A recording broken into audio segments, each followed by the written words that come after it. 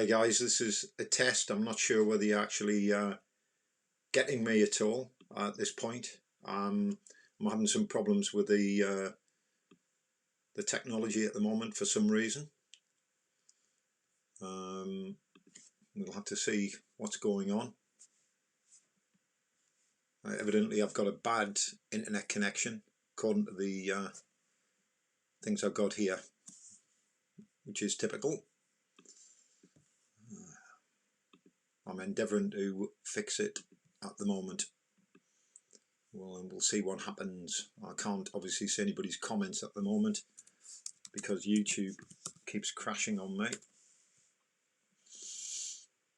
I'm trying to run a few things at once, so just bear with me. Well, let's see if we can do anything here, or maybe not. I'm doing my best. We've been on live about a minute now. I've got one thumbs up, so obviously something's happening at the other end.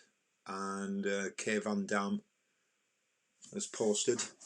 I don't know what he's posted. I may try and do this an alternative way and use my iPhone to try and resolve this problem. This is what happens when you give an old man technology. It seems like my broadband connection's playing up because I can't get on Facebook either. This is marvellous. It's one way to start the day, isn't it? Yeah. And who's that popped up?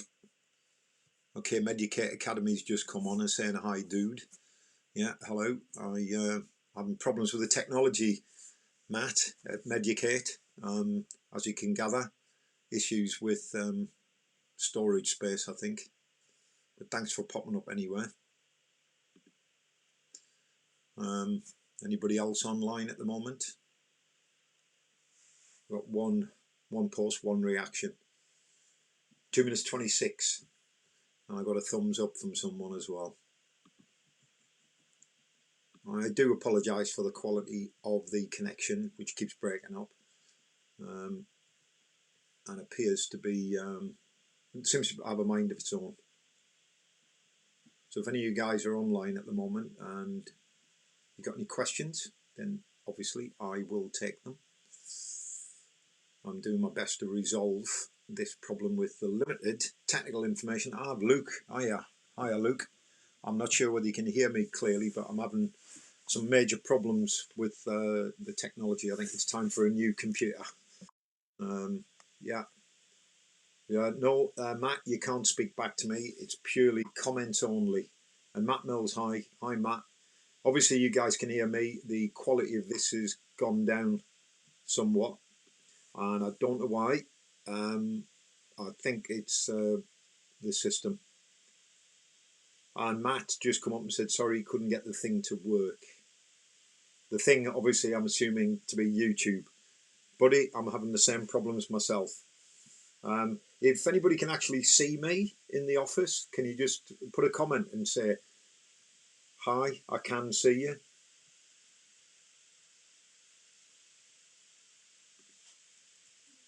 I've got 4 of you watching at the moment and 179 subscribers.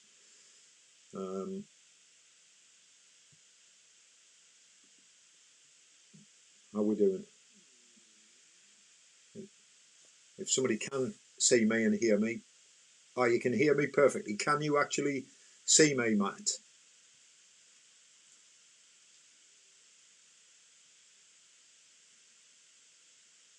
Can anybody see me? There's some sort of overlay thing going on here.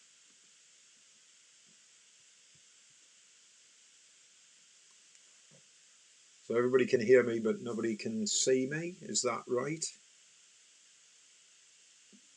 Well, this is an experiment, I suppose. And thankfully... oh, the picture and sound is fine. Okay, so I guess what I'm getting is... and the image is not breaking up then, because it's going crazy at this end.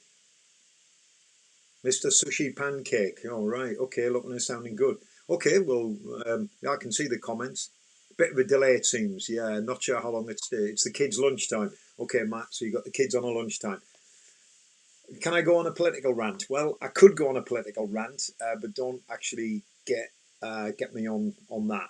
It depends on what you mean by a political rant, Matt. Now we've got two Matts here, so we've got three Matts here. We've got Matt Caulfield, we've got Matt Mills, and we've got Matt Chapman. So yeah, and Mr. Sushi Pancake. Who's Sushi Pancake? Is he a subscriber? And what does he want to know about?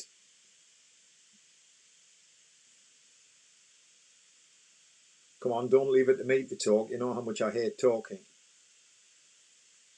And don't laugh. So anyway, this is the first time I've done any live streaming, obviously. And if it's looking okay and it's sounding okay, then at least that part of the job's done. I'm using a new bit of software, you see, called Ecamm Live, which I've been going on about for a while. Delay's about 70 seconds. Oh, it's Sully. Oh, hiya, Sully. I know who you are now. Okay. Got a 70-second delay. So that's obviously got something to do with probably my laptop and the amount of memory it can store, which means it's probably going to go off in a bit. So if we've got anybody out there who's technically competent and can help me with a MacBook Pro in terms of memory, I would appreciate a text or a call on 07870 611 850. Yeah, it's like some sort of chat show. The purpose. Here we go. A question from Luke. Okay, down in Dorchester, who's one of our senior instructors down there. Can you explain the purpose of a koan in Zen? Okay, I've been involved with Zen a long time, since I was 12. But I've followed a tradition known as Soto Zen, which is the Zen of a 12th century Zen of a teacher called Dogen. He didn't put a lot of emphasis on the use of koans. That was more of a Rinzai sect type of thing. But the koan is essentially it's a statement that gets you, changes the paradigm in your brain. It makes you have a jump in consciousness. So the typical one that most people seem to have heard is, what is the sound of one hand clapping? And so you're left with this question, which you sit with and meditate with over and over and over again, day in, day out. I have used a type of koan, which was stolen from Stephen Batchelor. Although Richard Bandler does have some interesting things to say, which could be thought of as koans, is Stephen Batchelor, and he studied on a kunam in Korea. He studied Korean Zen, and their koan, their little language pattern thing was, what is it? What is this? What is this? And you would sit and think about, what is this? What is this? And eventually, the words stop losing their meaning. And again, it's a point of focus. So a bit like samatha meditation, where you focus on the breath, it has a similar effect in that you're just focusing on a specific thing until the words start to be meaningless. Okay, so you're left with a sense. I think Stephen Batchelor goes into quite a lot of detail about the effect the koan had on him, and you have to keep to the koan. So it's something that's used as a point of focus, but it's also it changes the way you think about things and how you perceive the world. I don't know whether that's a brilliant answer, but there is a really good book which has got a lot of koans in, by Paul Reps. I've actually got it on my bookshelves behind me. I probably can put my hand on it, I'm not sure. There are some really good books on koans, and how you can use them. But as I say, it's a way of, apologise for turning my back to you. It's a way of changing your perceptions about the world, challenging language, challenging everything, and I can't seem to be able to put my hand on it. There are many books on different types of philosophy here, and of course it's typical. I can't. Yes, I've seen it. I shall just get it, and I'll see what Paul Rex has to say about the subject. Okay, so it's a compilation called Zen Flesh, Zen Bones. It's a really old copy of mine, Bob Spoor, 1972. I have a habit of putting things in. So I had this in 72 when I was 16. Okay. And let's say if Zen, I'll read off the back here, Luke. This is particularly for Luke, and I'll come to your question in a minute, Stuart. Okay, if Zen had such things as scriptures, this collection of Zen and pre-Zen writings might claim to constitute them. The first book, 101 Zen Stories, shadows the experience of Zen masters and students during the past 700 years in their search for Satori, or enlightenment. And that's a subject I could go on about until the cows come home. And essentially, it's small stories which are allow you to see the nature of the koan. And one of the most famous ones is obviously a monk asked Tarzan when he was weighing some flax, "What is Buddha?" Tarzan said, "This flax weighs 3 pounds." Okay, so it doesn't seem to make any sense. And that's the idea of it. It's exposing the inadequacies of language as well as giving you a focus of attention. So you start to see through the impermanence of things, the fact that things are just not here to last and actually don't really make any sense. It's what sense we choose to give them. So I think that's the power behind the koan. So it challenges the way you see the world and stops you being restricted and confined by specific cultural structures, if you like. It's about seeing reality, whatever that actually means. Okay. So I'm not sure whether that completely answers your question, Luke. But yeah, a good little book to get. Sort of help you get to grips with it. Zen Flesh, Zen Bones. As I say, I never really studied koans in depth, so I'm not an expert on them. There are many books on them, and one of the other ones I was trying to find, which is by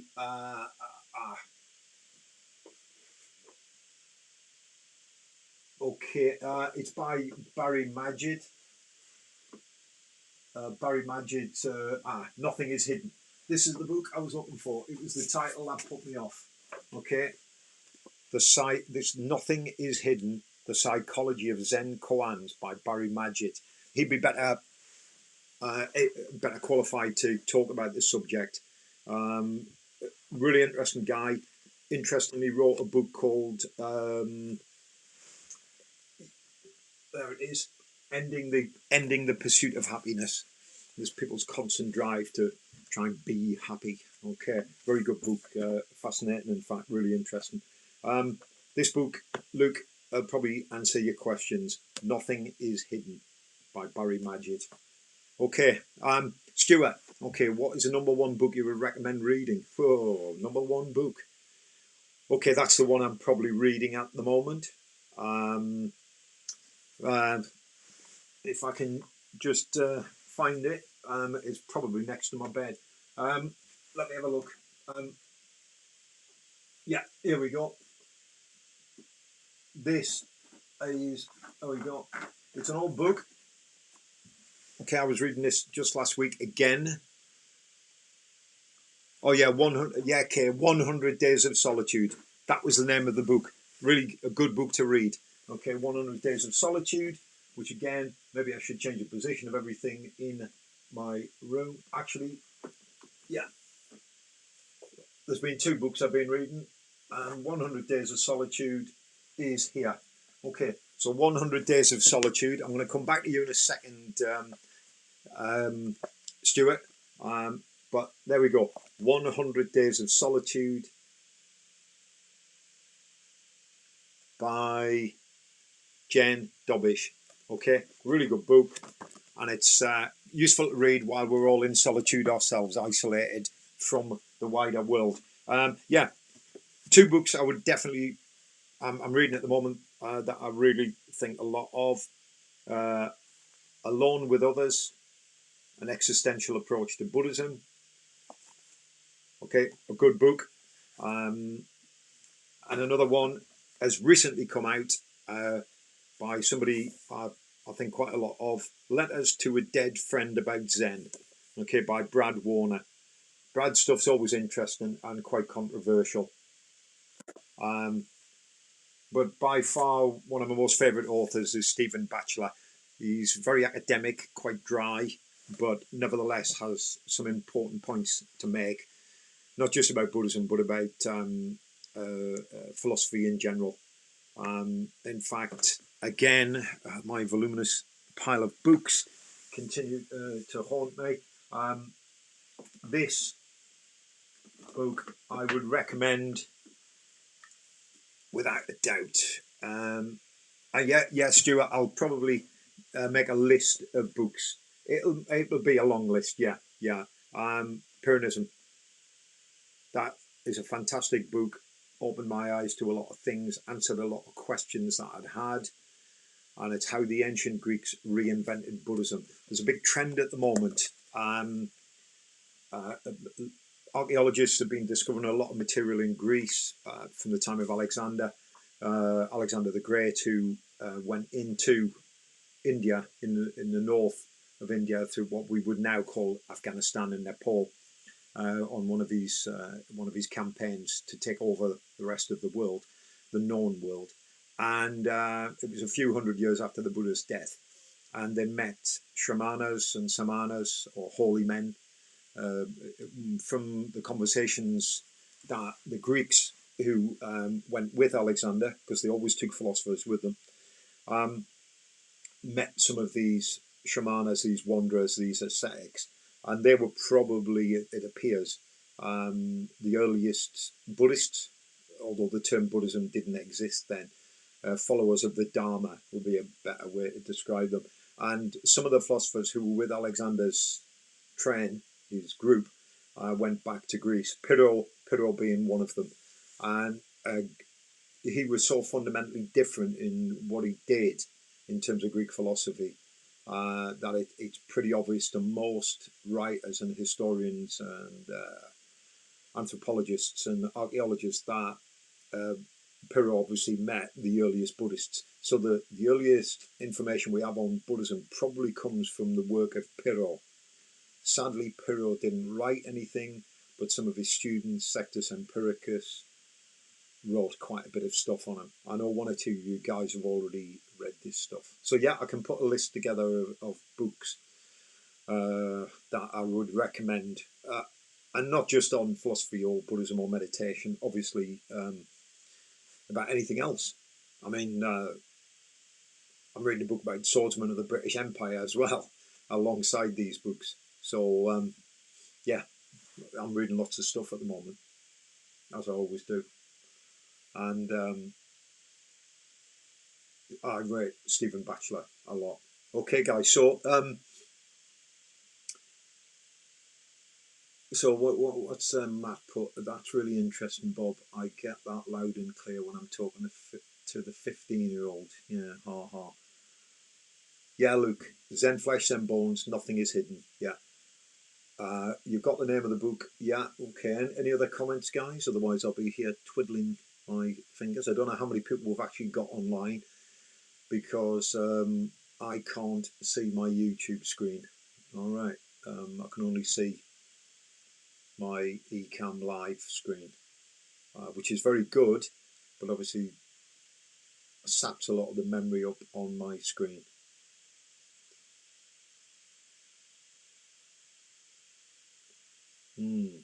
This is a bit like doing a book signing and no one turns up for it. Not that I had experience of that because I've never done a book signing, but a mate of mine, Mark Billingham, did, and he said it's quite scary when the people all turn up initially and then there's nobody. But you have to sit there and wait. So I'm assuming Daniele from Italy, he said he was going to pop online, but I haven't seen him yet. So if you're there, hey, buongiorno, Daniele. Okay, Sully. Curious about my journey with Muay Thai. Okay, I'll answer that one first.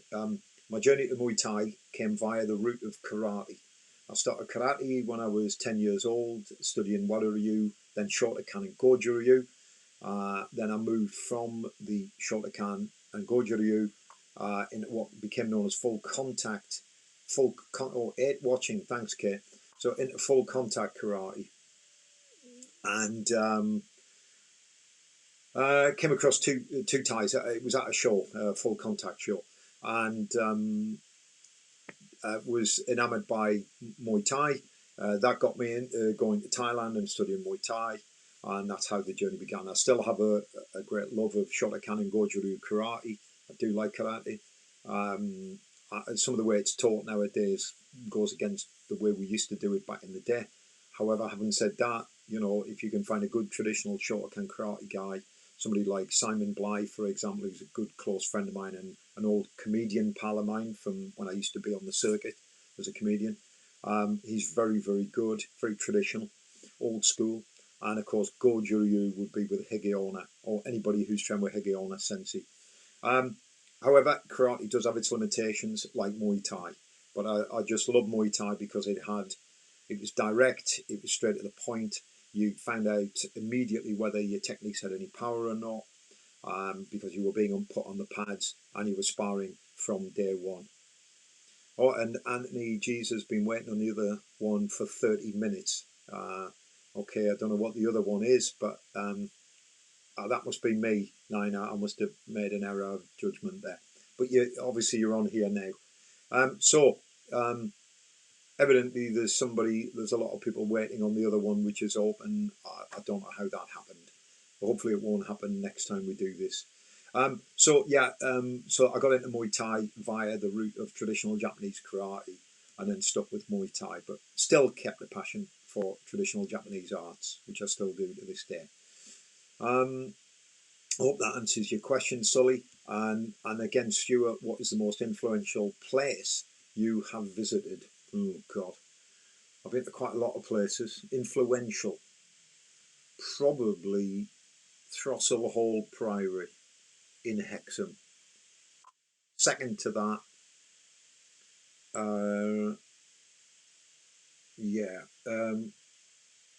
so quite a few of you went on the first one, then you came on the other one. Anyway, sorry, Sully, I'm getting distracted. Sorry, Stuart. Influential place, Throstle Hall Priory in Hexham. And second would be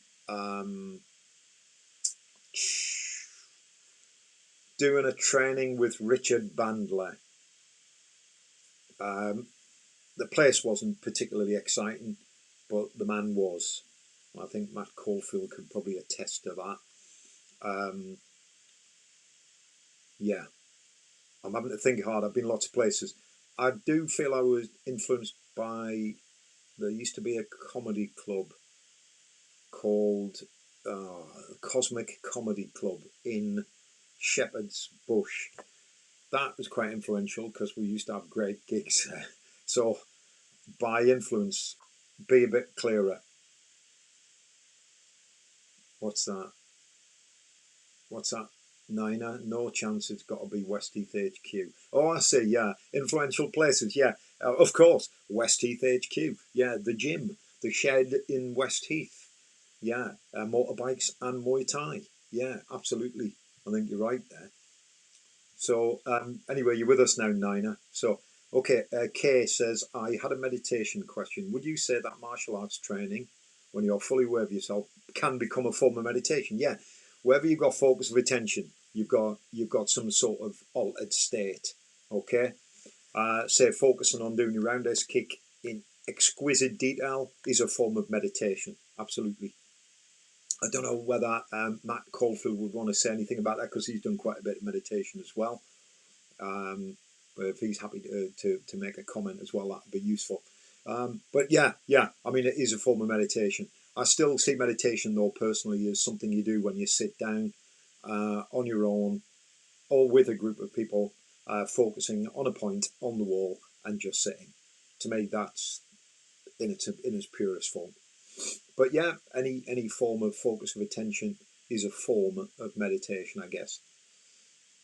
And not watching Game of Thrones. That's focus of attention, but definitely not meditation. And Matt's just said, definitely Bob Bandler is a genius. I recommend anyone who can check him out. There you go. So Richard Bandler has got another testimonial there. Not that I needed to give him one. So does that answer? Right. Does that answer your question, Kay? But always sit. Never forget you need to practice being alone with others. So totally focused. Okay. Because often, sometimes when you punch in the bag, you can't start saying to yourself, "Oh, this is a good punch. This is a bad punch." That's not meditation. You're now starting to judge. So if it's just that pure movement you're focusing on, that's fine. But once you start judging it, then that's not meditation anymore. Okay. So why were they influential? Well, the places were influential because of what happened in those places, Stuart. So Throstle Hall was where I did my first long retreat when I was very young. So that was influential, and that had shaped the way I think about things and see things. Again, it was the person who influenced you, Kenneth Roshi, and also there was another chap there whose name was Matt, strangely enough, but he had a Japanese name at the time, and I can't remember it. He left after 20 years or so, went derobed, but he was influential. And obviously Richard Bandler, a big influence. And of course Sammy Ling, Tibetan Monastic Center. I was influenced a lot by Akong Rinpoche, who now is sadly dead. He was shot actually when he was raising funds out in Tibet by some Chinese guys. Quite sad, but this is what happens. The impermanence of all things. Matt Mills says, "I've got Bandlers, a class of masters videos if anyone is interested." Class of the Masters, really good set of videos. You'll see Richard. I think he's in a suit, which is bizarre because I never ever met Richard when he wore a suit, and I think it was Paul McKenna's attempt to clean him up.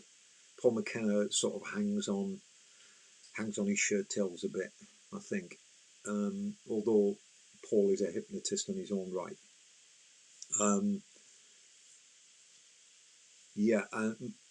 Matt, sorry, Bob, what was the question? Was stopping the kids fighting? That was a question about meditation, Matt, but I've answered it now. So you've missed the boat. I was just saying that you've done quite a bit of meditation in the Zen tradition as well, and might be able to direct people towards either literature or videos about meditation. I've already mentioned Brad Warner, who's good, very controversial. Stephen Batchelor, again controversial. You'll find that I much prefer writers who are controversial and challenge the status quo rather than those that just write the same old crap. Nina said, "Send them to me, please, Matt." I think you'll find they're rather large files. If Matt was able to do that, they're pretty good. And actually, I used to have them, but I don't know where they've gone. I think I lent them out to somebody, but not you, Matt. I don't think they're mine. So if anybody's watching who's borrowed a load of my stuff, yeah, that's NLP. Case it is that NLP Bandlers. Yeah, that's all NLP, and it's a demonstration of not just Bandler's ability to use trance work effectively, but it's also a good example of how he uses language patterns to communicate really effectively with you, the audience, even though you're not in the room with them. Okay, we're getting a lot of people. Matt, you're going to be busy sending all of this stuff. This is Matt Mills. I don't believe you can see any of this stuff online for free, but they're well worth buying. So everybody can see what Matt's saying there. Okay. Again, we're going to be just changing tack slightly. We're going to be doing a Thai boxing session tonight. It seems that 15 to 18 of you seem to be enjoying it.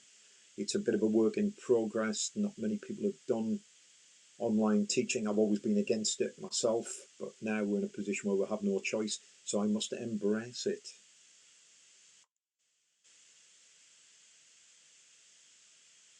Funny stories from my travels in life. Oh God. A funny story. I'll tell you a funny story.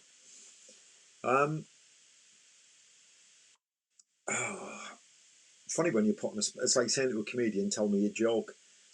Something will come up. The gateless gate. Oh, can I just, sorry, Stuart, I'm just going to, Matt's just put, fair enough. I second Warner and Batchelor. If you're interested in Quans, The Gateless Gate is a really good book.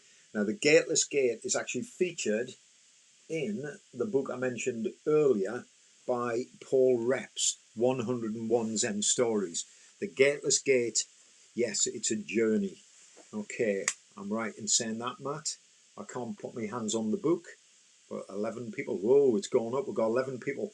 So if some of you 11 are just watching, just put a comment. Ask me to talk about some nonsense, and I'll talk about it interminably for the next 25 minutes or so. Okay, it seems that the system appears to be working, although I can see, other than comments, very little going on. Oh, Bandla has set up a subscription site for all his videos and MP3s. Ah, okay, Matt's going to find the link. Matt Caulfield is going to find the link for all of Richard's videos and MP3s. Well worth listening to and watching. Trust me. You'll learn a lot about communication, a lot of it unconsciously, because he uses hidden patterns in his speech that influence and suggest things to you. Always good, by the way. He is not the Darth Vader of NLP. Obviously, you can use NLP for negative as well as the positive things in life. But let's just get one thing clear. NLP is not the same thing as meditation. Okay. Although some of the stuff that may come up in meditation, bad stuff, you can use NLP to deal with it. Yeah, I remember seeing, I can't really talk about that. It's not really a funny story because it'll make somebody else look really bad live, and I'm not going to do that. And Nina, yeah, well, because you're not sitting correctly, Nina. You're not sitting correctly. I believe that these systems also have a moderator. Ah, Josh Townsend. Hiya, Josh. Good to see you online, mate. Funny stories that won't incriminate you. Yeah. Yeah, I will come up with something. I mean, Josh, you must have heard some of my funny stories. Maybe you can give me just a link. If you just say a word or something, that's bound to bring up something. Okay. And Matt has said it's like Netflix for tramps work, a much better way to spend your money. Yeah, absolutely. Watch Richard Bandler instead of Game of Thrones. You'll get a much better experience at the end of the day. And as you sleep and dream, these things will coalesce in your mind and you will become one with the universe. Yeah, there you go, a little bit of trance work. And also, if you are actually interested in hypnotherapy and trance work, you need to look at the work of Milton Erickson. Yes, it's your posture, Anthony, Mr. Niner. Everybody else is having intellectual discussions here, and Niner comes on and talks about something pretty inane, and I can't discuss on a live stream. Otherwise, YouTube will get rid of me. So that'll be the end of my live streaming career. It's a bit like when I used to be on Kerrang, and we used to get callers in, and we used to invite guests on the show, and they would start using the F-bomb and would have to apologise every single time to the audience. And yet on TV, you can say those words, but on radio, they have really strict rules governing it. So we used to have to come back and apologise time and time again. Actually, we had a guy on once nailed, let's say he nailed part of his body. He nailed part of his body to this wooden structure, which was a crucifix shape. He actually nailed that part of his anatomy to it and then spun around in a circle. We actually had him on a radio show. So trying to describe it visually we used words like he's twinky, because you couldn't say what you wanted to say on radio because you get closed down essentially. That was a funny time, and the time a friend of mine had a dominatrix sit on him, if you know what I mean. She was fully clothed, and I remember him screaming the darkness, which was at the time a band, so we played that track straight after. But obviously you had to be there. And yeah, I remember chopping a melon on someone's appendage who pulled their trousers off and jumped on stage down in Southend. The comedy club was called the Crocodile Club. So if anybody's from Southend, you might, if you're old enough, you might remember the Crocodile Club. It was very, very bizarre. So in one word, a lot of the stories involved massages. I remember, yeah. I don't know, are we talking about Thai massages here? Or are we talking about Thai boxing massages? Because I've got a funny story about the Thai boxing massage. Although it's not, it's more visual. Actually, it's more of a visual gag. And I refuse to take this shirt off to do a visual gag live streaming. Incidentally, t-shirt today is this. Yeah, so t-shirt for the day. Every time I live stream, we'll have t-shirt for the day. And also, I might alert you lot, 11 of you. I think that's what there is at the moment, or 8 of you, or 9 of you, or whatever. I might alert you to the fact that I've got a comedy channel that me and a friend are putting together called Hard Boiled Eggs and Nuts, which is on YouTube, and will go live next week, providing I get this technology sorted out. So have I answered most of the questions here, guys? Because it seems only 1 or 2 of you have asked specific questions. Really useful questions, actually. It gets things rolling. It gets me into the swing of things. So yeah,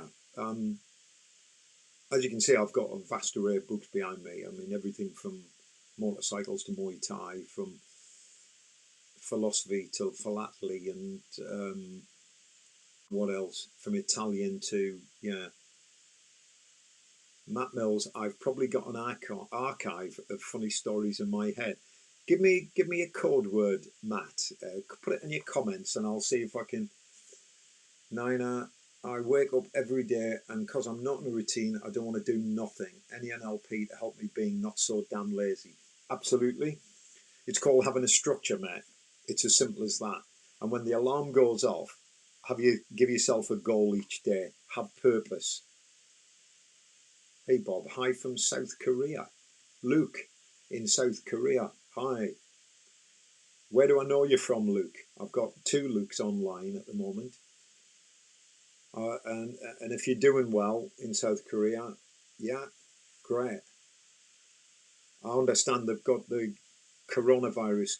You've kicked its ass over there. Is that true, Luke? I don't know. What time is it in South Korea?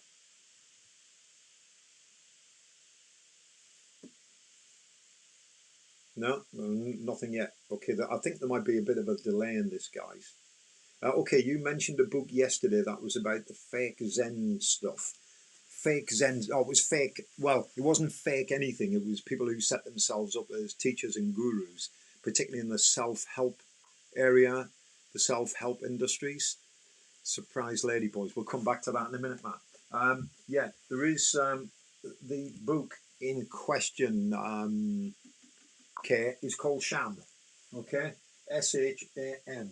I'll get it again. I seem to be able to put my hands on these books quite easily. Sham. Okay, how the gurus of the self-help movement make us helpless. Luke, friend of Josh. Yeah, he's decent here. The country never went on lockdown. It's currently 2040. Oh, so it's 20 to 8 at night over in Korea. Thanks for joining us, Luke. All right. It's good to get as far as South Korea. I'm amazed. And thanks for coming on. Okay. So, again, in order. Yes, Luke. I remember you. UOB Society a couple of years ago. Yeah, of course. Yeah. Sorry, Luke. I meet that many people. I do apologise. I hope you're well. Yeah, the book is Sham, and it's about self-help gurus. Well worth buying. It dispels all the myths. Richard Bandler comes out really well in it, strangely enough, which I sort of expected, to be honest. Okay, so Matt, let's have a look. Matt Mills, Surprise Lady Boys. I'm not sure. Surprise Lady Boys? Is that the story about that boxer from Melton Mowbray who I can't name? Get back to me on that. Are you going to put up videos of when you did stand-up? Sadly, there is only one video out there which my ex-comedy partner has, and I'll get a copy of it and upload the whole show. Yeah, the crap magic, the Jekyll and Hyde sketches. Oh, thanks, Matt. Genuinely the funniest things you've ever seen. Sadly, yeah, I have a very sheltered life. Yeah, I would actually hide under a table for the whole duration of the show to do one gag. So there would be two. So, for example, we did a gig in Putney one time, and a guy called, you know who he is actually. I'm saying a guy called Sean Locke, who's on TV now, and Phil Jupitus was the compare. And Phil came on before the audience came in. We set the table up on the back of the stage with the cloth over it, and I'm hiding underneath that table because as the audience come in, they don't want me to be seen to be under the table. Obviously, it would ruin the gag. And the audience would all come in. Phil obviously was comparing. Andy was the first one on, so Phil did 20 minutes. They had a short break. I then Sean Locke came on and did about 30 minutes, and I was under the table. This is why I have bad knees and bad hips, and I was hiding under the table. And then my comedy partner would come on for our part of the show and apologise that I wasn't there. Then we do this thing. I'm not going to go into too much detail. It's probably on the video. I've got to dig that video out, and I will put it up for you to see. But I'm chuffed that you thought it was the funniest thing you've ever seen, because perfectly honestly, it was the most painful thing that I've ever done. And I did that night after night after night, and people loved it. It was bizarre. Best idea, one of the best ideas we had, along with synchronized drinking, the great Geordie sport of synchronized drinking. Okay, the crap magic was yeah, very funny with the eggs and yeah. And the ball under the, yeah. Are you going to put up the videos of when he did? A friend of Josh Turner, okay. Yeah, thanks, that's the one. Is that the time you, yeah, that's the one, Bob. Interested how you can explain the story and keep it suitable for audiences, ha ha. Good point, Matt. Stuart, a sensible question on the mind is incredibly powerful and we can achieve far more than what most people believe is possible, hence my channel. So there's a little plug there for Stuart's channel, Physical and Mental Strength. Stuart's been through his own personal, I hate the word journey, with regard to getting himself back to full mental and physical strength. Really good and inspirational. Go and check out and subscribe to Stuart's channel. Okay, genuinely subscribe to it. He's talking from the point of view of a young man with personal experiences. Okay, getting himself back physically when everybody said that he wouldn't, and he has done, and getting better all the time. And he's asking me what do I think on the topic of the mind. I'm assuming, well, yeah, everything I do is related to that, even the Muay Thai. So when you're doing Muay Thai, you're doing sword, when you're doing anything, I'm using NLP and I'm using some of the influencing and persuasive tools of NLP in order to get the best out of you and to change your approach and your attitude to where you should live your life. And I'm not an expert. You know my thoughts on expert. X is an unknown quantity and spurt is a drip under pressure. And when you meet an expert, you'll know what I'm talking about. What holds us back in life, in your opinion? Your perceptions. That's what holds you back. Your perceptions and your belief systems. That's what holds people back. They get fixed belief systems and get taken for a ride. Okay, I mentioned it the other day in the meditation group that most people are passengers on the bus and somebody else is driving it, essentially. If you look at society, the way it's going at the moment, and as it always has been, you have sheep and you have the wolf, and the wolf is usually in the driving seat, dictating the terms. It's very rare that people jump out of the flock and start to stand up against it and take control for the first time. You know, it's the old wheels in a cog thing. It's been going on for millennia. It's nothing new. And philosophers and thinkers of intelligent people have attempted to explain this, but have very, very few followers. And yet it's very odd that the people like Oprah Winfrey, the people that really that are mentioned in this book, Sham, or take people for a ride. And actually, and this is pertinent to what you've just said, Stuart. We all want so badly to believe in miracles, and this is the problem. That's what makes us vulnerable and what makes them rich. So when you see people like Deepak Chopra with his fancy cars and his big house, he wants you. He wants you to follow him in order to make his fortune, and he wants to keep you in a state where you're following him and not following your own attitude.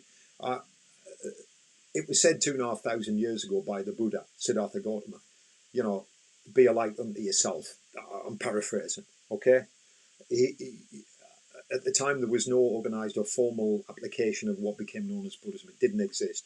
But he said that what you do is you go and think for yourself. You do everything for yourself. It was a talk you give to the Kalamas, that you don't follow gurus, you don't follow scriptures, you don't follow what people tell you, you follow what feels right for you, and by through meditation, mindfulness, and understanding what's going on in the universe. And he realised one big thing that other people at the time hadn't realised, and that everything is in a state of impermanence, which is common knowledge now, but people still don't physically believe it because they continue to surround themselves with objects and things that are subject to decay, and that includes people as well as books. But I do like my books, so I believe that, and that's just my belief, which could be changed, obviously, because nothing's permanent. A good belief is, the sun's going to come up in the morning. I believe that. That's a useful belief. Do I believe in Santa Claus? No. Do I believe in God? No. Show me the evidence. Just evidence. That's all I want. All the prayer in the world doesn't appear to work unless you're having surgery, and then for some reason God intervened. Not my belief, but then that's a whole can of worms. Belief systems hold you back, as is evidenced by the state of the world at the moment. Kay Van Dam, the sketch we saw was something with a melon, a sword, and a very nervous person from the audience. Yeah, that was... The act would usually end in Big Bobby's booby prize giveaway, where I would drag somebody out the audience, lie them across 2 chairs, put a melon on their groin area.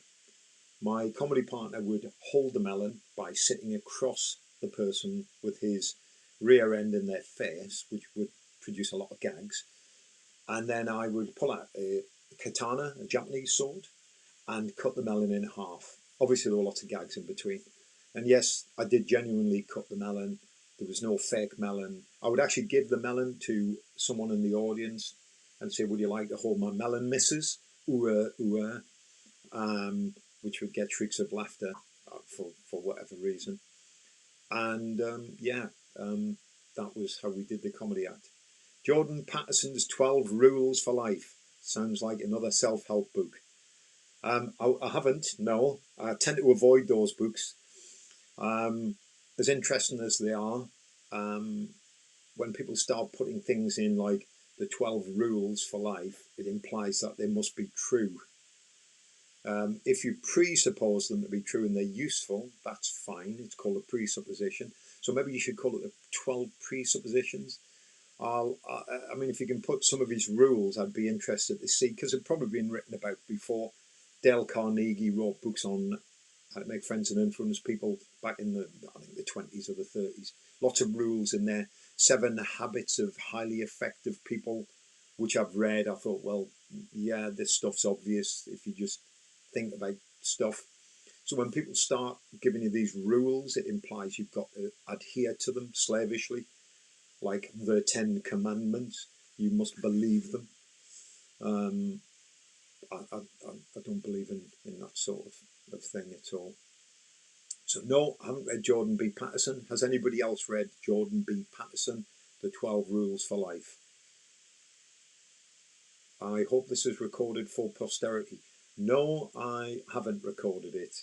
I would have recorded it, sadly, Tom, but I don't have enough memory on my system, I don't think. I discovered this morning that my MacBook is suffering from a lack of memory, which you probably could say is the same for me. I'm assuming the image is coming through quite clear and the sound is fine. Do I get a thumbs up on that from you guys? I've got 4 thumbs up. Okay. 12 people watching at the moment.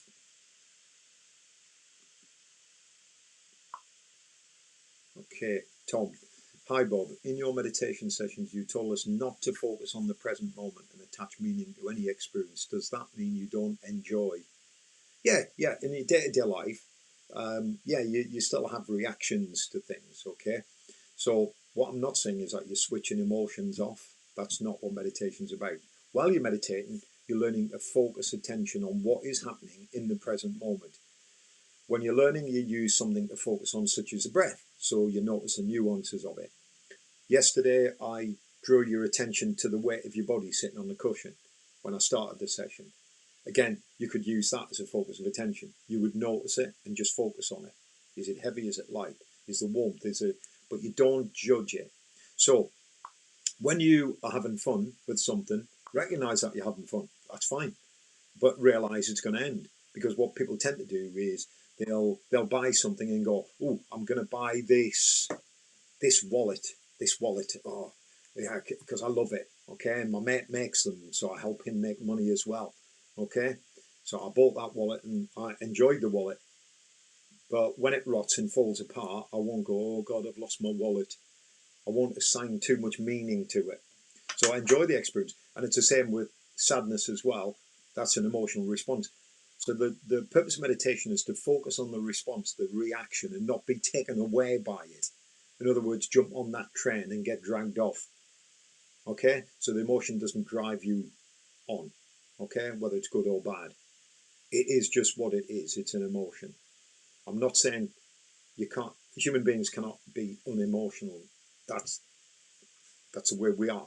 Evolution designed us like that. It's part of our survival mechanism. But it can go astray, which is why in the first world, for example, we worry about things that are actually not worth worrying about. I can't get on Instagram. My internet connection's not good. Oh God, I couldn't get any milk at the shop. If you change your culture to somewhere like a poor part of northeast of Thailand or in the Himalayas or northern India or parts of India that are impoverished, or even closer to home, in the Middle East, places like Yemen and Iraq, they don't have time for depression. They don't have time for schizophrenia. They don't have time for all of these funny little first world problems that seem to niggle away at us. Okay, meditation brings you back to the present and puts things in perspective.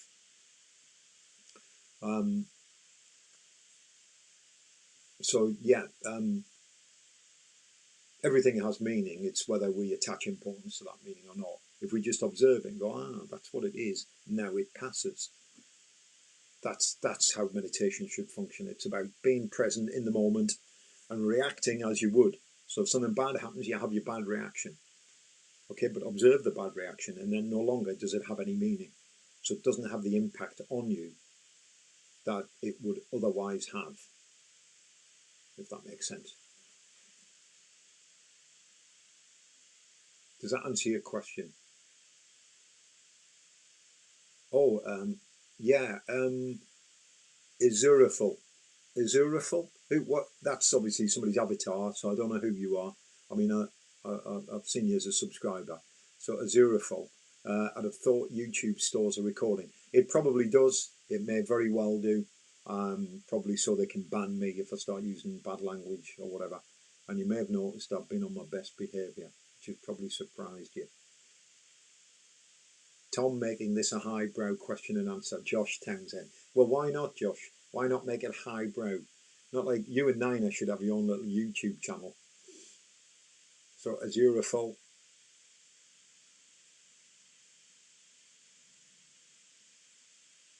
Okay, so Luke Jordan Peterson, 12 Rules for Life, an antidote for chaos, if that's what you mean. Yes, Luke. Yeah, actually, talking of chaos, there's a really good book, right? If I can find it, if you just bear with me a second. Okay, yeah, thanks, Tom. Yeah, it's a book called Full Catastrophe Living. It's written by a medical guy, and it's about mindfulness. He worked with, let's see if I can find it. Full. Okay, so I can't put my hand on it immediately. It may be on my other bookshelf. in the other room. But there was a book anyway. It's called Full Catastrophe Living.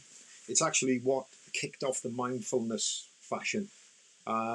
He's a medical doctor. I think he was a cardiac surgeon, and he noticed that his patients just weren't getting better quick enough, and he put it down because they were having high levels of anxiety in their lives.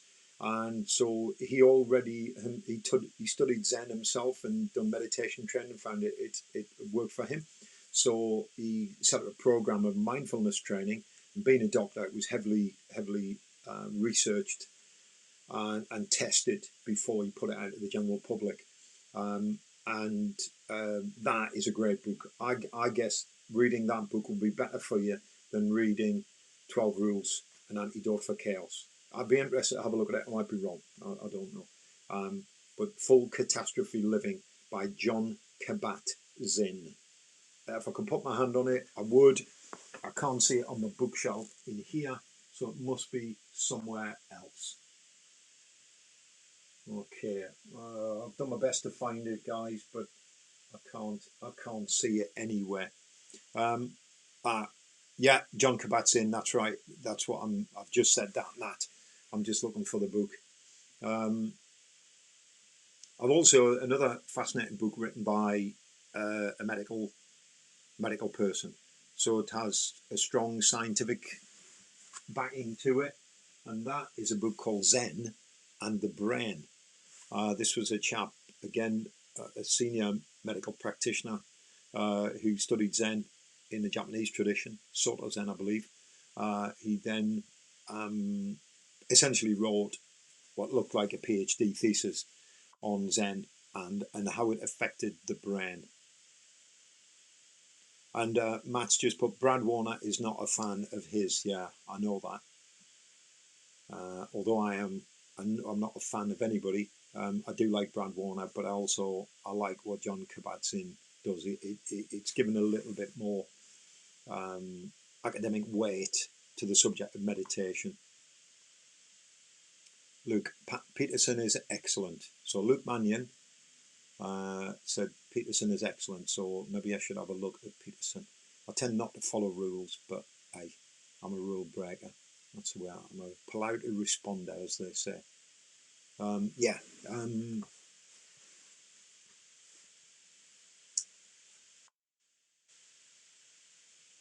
Nina, how come the top shelf isn't porn? Well, because basically I'm not in a newsagent.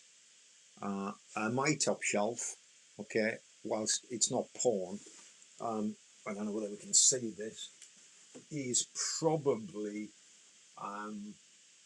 Ed China, auto repair manuals, hot rod V8 engines, Zen and the Brain, watercolours, Frank Miller, The Art of Sin City, the Harley Davidson manual, my workshop manuals for my Disco, my Land Rover. They're huge, obviously, because it's always breaking down. A book on marine diesel engines, more watercolour books, Easy Riders, Jack Kerouac, bit of intellectual stuff there for those literary characters in the group, and of course, McLeod's clinical examination. So that's my top shelf. What's on your top shelf? We should have that as a topic. What's on your top shelf? There could be DVDs hidden in book covers. Yeah, very good, very good. But no, my eclectic mix of books on the top shelf are engineering, painting, literature, science, medicine, and biography. Ed China's biography. Ed China from Wheeler Dealers. Good biography, actually. Interesting character. So, we're all going to go off and read Peterson now. I'm curious now. I'm going to look him up on the internet. I might not buy the book, but I'll certainly have a look, right? They are just. I think Peterson is a great psychologist, but he's less convincing when he writes on other subjects outside his expertise. Having said that, I know a lot of people have found his stuff helpful. Okay. Frank Miller is a genius. Correct. Frank Miller is a genius. One of the best artists graphic artists there is. Absolutely, without a shadow of a doubt. I'm glad Kay knows who he is. I'm surprised none of you other guys know who Frank Miller is. If you've seen the film Sin City, that was based on Frank Miller's comics, his books. And Stuart, I don't own a shelf. Oh, that's sad. You just pile your books on the floor. I've got books piled on the floor as well as, obviously, piled up on the, and in the other room, and upstairs in the loft. So, yeah, and scattered all over my desk here, along with swords and models of cars, and piles of paperwork, stuff I've printed off. So I'll have a look at Peterson. You're probably right. If he's a psychologist, that's probably part of the problem. But it'd be interesting to have a look at. And if these people are so good, okay, I know people who said, "Oh, I've read such and such. He's absolutely brilliant," and yet they still come to me and go, "My life's messed up." I go, "Well, didn't you read Peterson's 12 Rules? Get it sorted." So it's a bit like I've got a friend. Well, she's not a friend of mine; it's a friend of my partner's, and who shall remain nameless. And she's a crackpot. She's well-meaning, but she's a crackpot, and she believes in angelic healing. She believes that angels exist and help her, and she's always having problems. She's always either depressed or ill, and I often say to my partner, "Why don't you contact the angels to help? Why is she gone to the doctors?" Yeah, I've read Think and Fast and Slow by Kahneman. Who else has read Fast and Slow? It's a long time ago. I did read it, and it's probably behind me or in the other room. Thinking Fast and Slow. Look at that, straight on. Wow, I'm like a librarian. Yeah, good little book. International bestseller. Thinking Fast and Slow. Very small print. So Nina, you need a lot of information. No pictures, Nina. All right. So there's no pictures in that book apart from the one on the cover. That's a pencil, and that is what's called a metaphor. Look it up. Peterson will tell you what it is. Okay, and incidentally, that is next to my Jack Kerouac, Lonesome Traveller. If you want a good read, read Jack Kerouac. Okay, one of the most influential beat authors of the 20th century. Essentially, he was involved in creating what became known as the Beat generation, although he didn't do that deliberately. It appeared out of his writings and the writings of, where is he? Yeah, Gary Snyder and some other great beat poets. So if you want some high literary art, then that's the one you want to look at. Look at Jack Kerouac and, of course, Hunter S. Thompson. So, Tom, I read bits of Thinking Fast and Slow this year. Good stuff. Yeah. I found that if you read it fast, it's good. And then I read it slow straight afterwards. So I actually used his method to read his book. It's an interesting book. And Matt Caulfield's got a big thing about, he's got a thing called Slow. I can't remember, Matt. You'll have to type it up in the comments thing. You do this, you've got this website about slow thinking or something. Or is that just you? There's a picture of a crazy lady in it, Nina. Yeah. So Nina, we'll get you a colouring book. There's I've got one somewhere, probably from my grandson. But I can do you some drawings and you can colour them in then. That'll give you some time. So this has gone a lot better than I thought. I genuinely thought there'd just be me sitting on my own, talking to myself, and then going having a cup of coffee. But I have got the coffee. So has this been helpful, guys? Tell me if this has been helpful. We've got 99 comments now so far, and we've had 12, 14 people online, some as far away as South Korea. So I'm going to do this every week. So I'll be coming on probably same time. I'll post it anyway, and hopefully by then I'll have the system sorted so that everything will function correctly, because I can't have this happen. Yeah, that's a good comment, Nina. Yeah. So Tom says the stuff on implicit biases was cracking, Kate. Definitely a book to read. So yeah, have a look at that.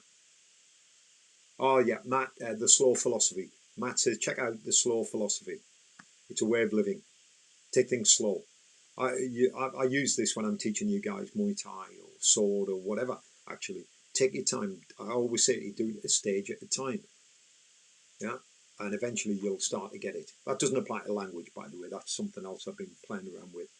When you're learning a language, it's better to listen to the language at the speed in which it's delivered, and that way you can pick up the nuances.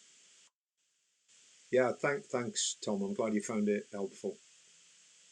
And Matt's got some new books to check out. Yeah, okay. I wrote down at least 10 book titles, and there's more. Um, I'm really pleased that you guys managed to jump on to support this. We do it every week. I think we'll get more and more people on it. So, if nobody else wants to add anything else, that's 1 hour and 5 minutes for being online. Just want to say thanks very much, everybody. It's been a pleasure, and yeah, I'll let you guys just finish the comments, and then once it goes statically quiet for a while, I shall let you guys go. Maybe we should play some music as well. We'll have a playlist, and I'll play some tracks. That should be quite good. Thanks, Sully. I'm glad you enjoyed the stream. Um, if there's anything you want to ask about acting or drama, I've actually got some funny stories about acting work that I've done over the years, uh, and help you on your drama degree. Because obviously I finished my degree in '87 when the course was much better. Obviously, the good old days.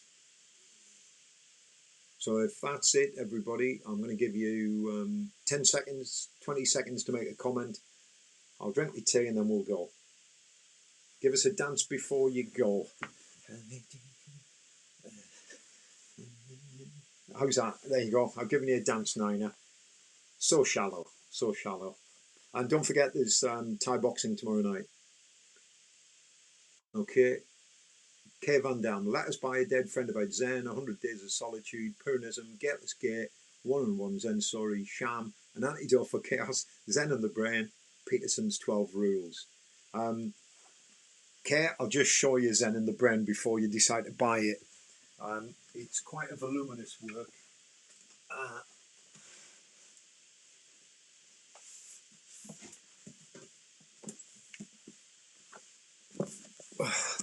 That is Zen and the Brain by James Austin, MD. James H. Austin. Zen and the Brain. It's that thick. It's a big book. It's full of brain charts, small print. It's very academic. Does have pictures, Nina. Does have pictures. Okay, so Zen and the Brain. A good book. Long time to get through it, but it's really interesting. At least I think so, if you like that sort of thing. Okay, guys, so as far away as South Korea, I just want to say tra, and I shall see you guys tomorrow for Thai or online next week. I will be posting more videos up on the Pride Pichai channel. Please tell all your friends about it and subscribe. All right, please. I've only got 179. I'd like to get a few more. Any new content in the works for Patreon before you go, Bob? Yes, Tom. There'll be this by Friday. There'll be a new book and a new video on self-protection, and that's going on Patreon by Friday. Be the evening. Okay. I hope that answered your question, man. So the book's called No Doubt, No Fear. It's a rehash of an old book, so it's been brought up to date. Quite a lot of work to do on it as it happens, but there you go.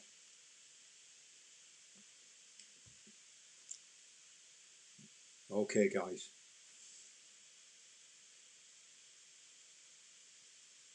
And I think now Kevanam, that will cost transport fees. Yeah, yeah, it is a big book. Okay, very big, but well worth it, man. I'll give you some of the comments off the back. Before you go, this is a book written with passion and seriousness. Austin has done a beautiful job integrating neurology and mystical states. It's the most important Zen book of the decade when it was written. All right, guys, thanks a lot now. I'll sign out and I'll see you guys tomorrow night or next week online. All right, see you later, guys.